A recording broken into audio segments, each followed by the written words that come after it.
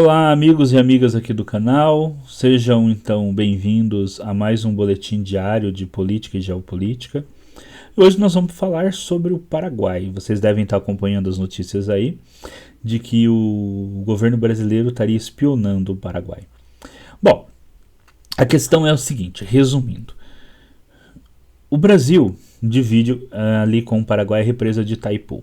A represa de Itaipu, que até há poucos anos atrás foi a maior hidrelétrica do mundo, foi superada recentemente por uma hidrelétrica chinesa.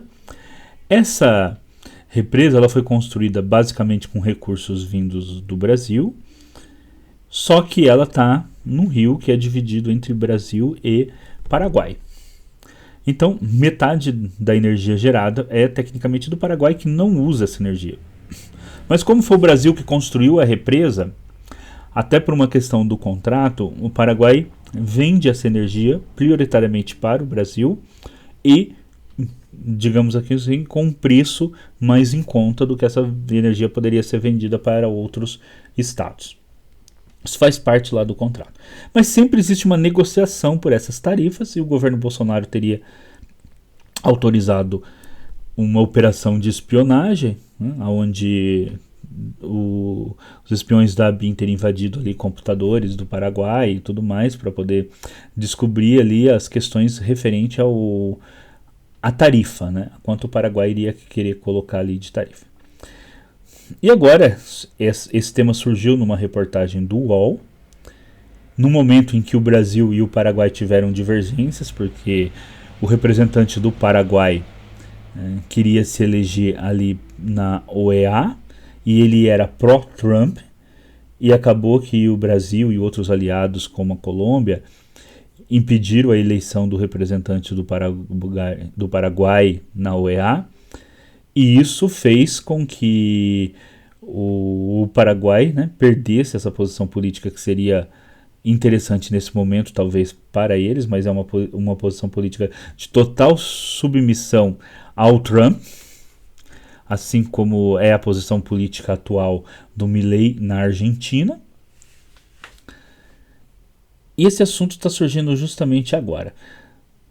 Bom, o que o governo Lula respondeu? Que a operação começou no governo Bolsonaro e chegando então no governo Lula, logo quando o governo Lula tomou ciência da operação, ela foi encerrada. Portanto, o governo Lula não teria ele autorizado a espionagem. Então, ao contrário do que nós colocamos aí na nossa vitrine do canal,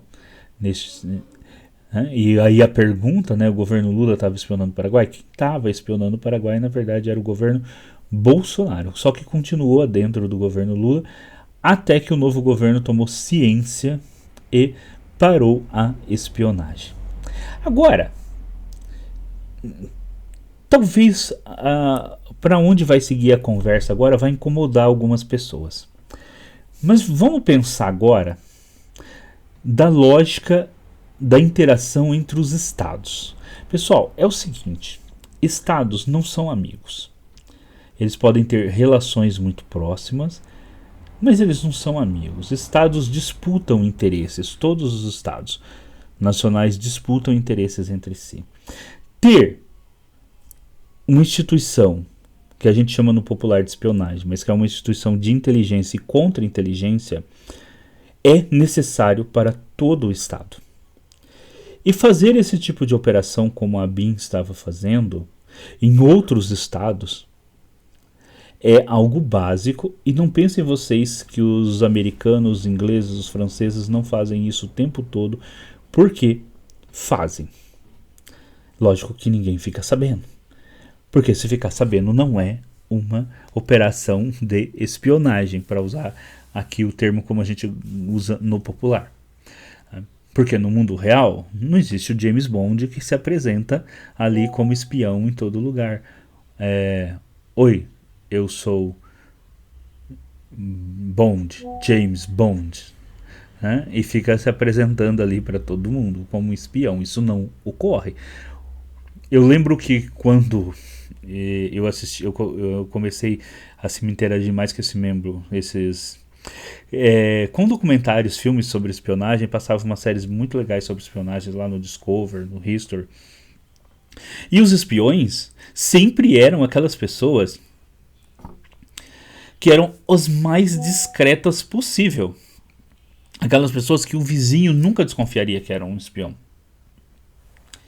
O mesmo acontece quando a gente vai ler livros, né, sobre a história da espionagem.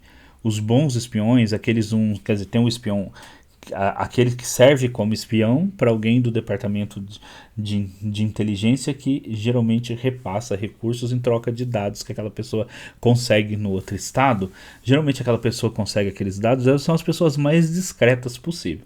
E o espião também é uma pessoa discreta, que pode passar por uma pessoa que é um indivíduo mais normal possível. Não vai ser uma pessoa que vai chamar atenção para ele. Isso seria contraproducente.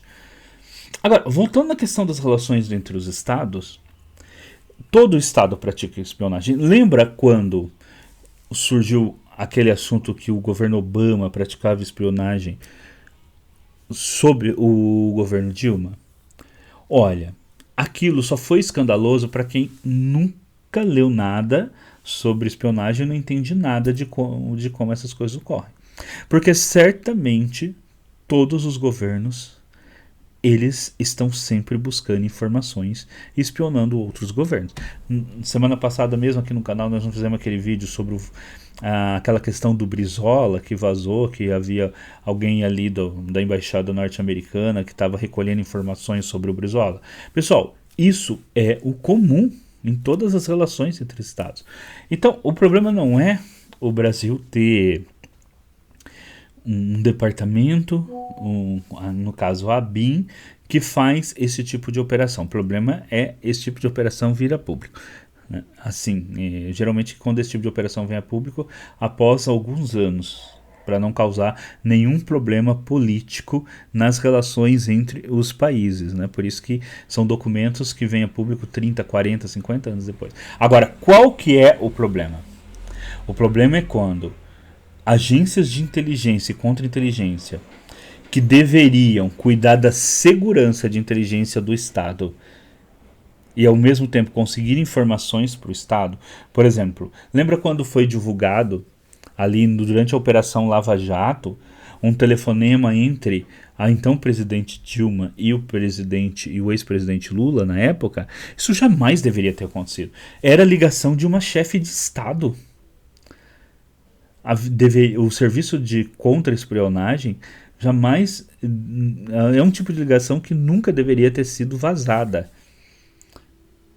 Porque é uma ligação de uma chefe de Estado. É para isso que serve o serviço de inteligência, de contra-espionagem. Impedir que vaze informações sigilosas, ligações sigilosas num chefe de Estado, e ao mesmo tempo garantir que está espionando os outros. Para isso que serve o serviço de contra-espionagem. Agora, o que não deve ocorrer? Não deve é o serviço de espionagem nacional espionar como aconteceu, né? Por isso que tem esse caso da ABIN paralela, como aconteceu nesse caso da ABIN paralela que está sendo investigado durante o governo Bolsonaro, é espionar jornalistas, é espionar outros partidos políticos, é espionar movimentos sociais. Isso que não deve acontecer. Não deve acontecer de uma agência de inteligência ser utilizada para espionagem dentro do seu próprio país e em relação ao seu próprio povo. Mas em relação à questão da espionagem em outros estados, isso é o essencial dos serviços de inteligência.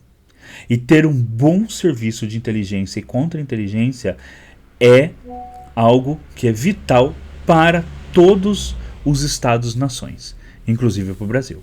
E o Brasil deveria sim fortalecer o seu serviço de inteligência e contra-inteligência, mas nesse sentido de operar para garantir a segurança das informações que são transmitidas entre o presidente e toda a cúpula do governo, e ao mesmo tempo garantir que cheguem informações para o governo brasileiro. Isto é essencial. Não vamos nos iludir de que esse tipo de serviço de espionagem, contra-espionagem, é, é algo que possa não existir. Ele precisa existir. Inclusive, para quem quer conhecer mais sobre essa questão, né, dos serviços de inteligência no Brasil, eu recomendo esse livro. Ele já está um pouco surradinho. Aqui vocês vão ver porque já li bastante ele e ele tem a capa branca. O Ministério do Silêncio, de 1927 a 2005, é uma história de todos os serviços de inteligência, desde que foi fundado o primeiro pelo Washington Luiz em 1927 até o governo Lula em 2005. Eu não sei se o autor, o Lucas Figueiredo, vai lançar uma nova edição futuramente, agora ampliada, ou seja, foi lançada com até agora o novo governo Lula. Acho que até seria muito interessante que o autor fizesse isso, lançasse uma nova versão ampliada, porque teve muitos fatos como este que poderiam entrar ali no livro. Mas eu recomendo a leitura desse livro, O Ministério do Silêncio. Então é isso, tá? Fica aqui. Eu sei que muitas vezes a real política é meia maquiavélica, né? Lembrando do Maquiavel, que foi o que nos trouxe primeiramente como a política é no mundo real. Ela é difícil de engolir, mas ter serviços de espionagem e contra-espionagem é indispensável. Agora, o que não deve ocorrer é esses serviços serem utilizados para espionagem dentro do próprio território nacional. Isso jamais deve ocorrer. Bom, uma outra notícia que colocou aí que foi aprovada uma PL. Deixa eu ver só aqui o número da PL. Aqui, ó, deixa eu ver aqui. Cadê o número da PL? Né? PL, projeto de lei 2088 de 2023, foi aprovado agora, que dá direito à reciprocidade, ao governo brasileiro tomar atitudes de reciprocidade em relação a qualquer taxação feita por outro país. Então, o projeto ali dá direito ao Brasil tomar reciprocidade tanto em regras ambientais como comerciais. E olha que interessante, esse projeto de lei teve aprovação da bancada do governo, que votou a favor, e da bancada ruralista, que geralmente faz aí oposição ao atual governo. Por quê? Porque o governo Trump já anunciou que vai inclusive taxar o Brasil, e vai ser necessário que o Brasil tome medidas de reciprocidade.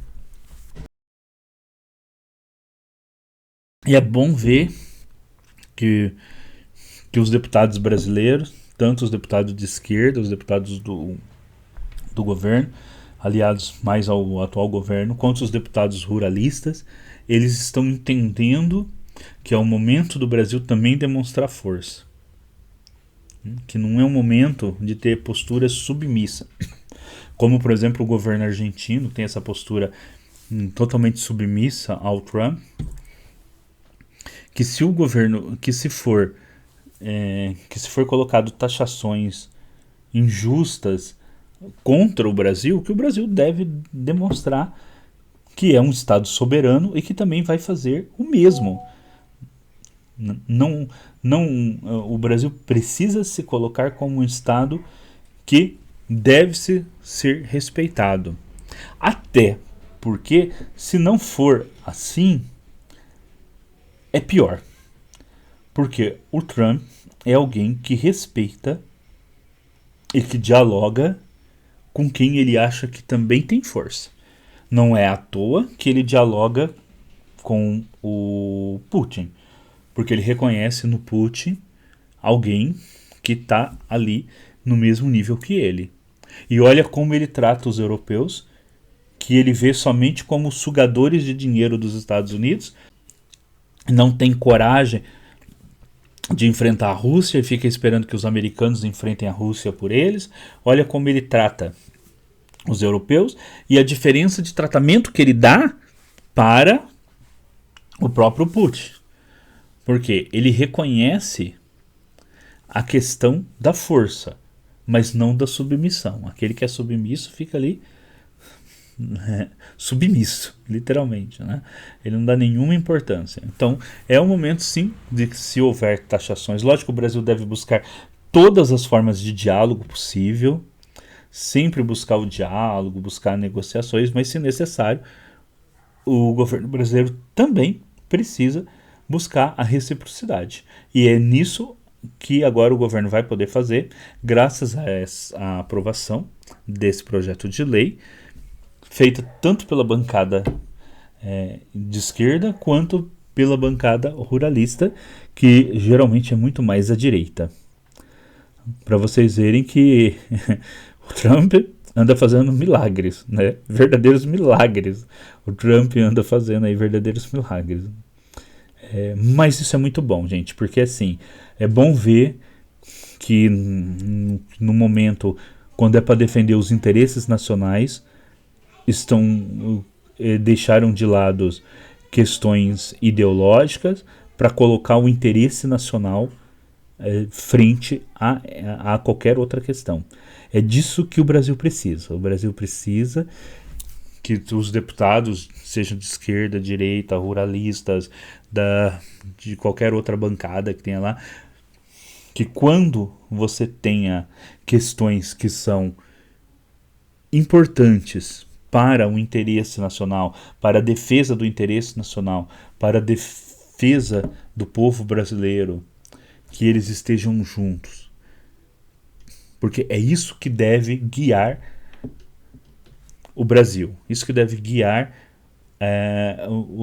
a política brasileira, isso que deve guiar os nossos políticos lá no Senado, na Câmara, os nossos políticos no Legislativo. Perseguir o interesse nacional, como sempre nos lembra o ex-ministro Aldo Rebelo. É a questão de você buscar o interesse nacional. É isso que nos une a todos. É isso que deve nos unir a todos. A busca pelo interesse nacional. Por isso foi uma notícia que eu gostei muito de ter lido. É nesse caminho mesmo que o Brasil deve seguir. A busca pelo interesse nacional. É isso. A gente fica com esse vídeo rápido aqui do nosso comentário diário sobre política e geopolítica. Nós voltamos amanhã. Hoje é dia 1º de abril e essa notícia última até parece notícia do dia da mentira, mas não é, felizmente. Pessoal, deixa o like. Aí, ó, importantíssimo pro canal deixar o like. Não assim, tá? Eu virei a mão, mas não é esse. É este daqui. Deixa o like, faça um comentário. O que vocês pensam sobre o serviço de espionagem, sobre essa questão de serviço de inteligência e contra-inteligência? É necessário ou não? O que vocês pensam sobre isso? E sobre a questão do interesse nacional, como vocês veem aí a esquerda e os ruralistas votando junto, para, se necessário, dar o troco ali contra o Trump. Deixem os comentários, compartilhem este vídeo, estejam aqui no canal diariamente, tem vídeo diário aqui para vocês, nossos vídeos de análise, além de outros vídeos sobre ciências, filosofia, ficção científica. Ok? A gente se vê amanhã e ficamos por aqui. Até!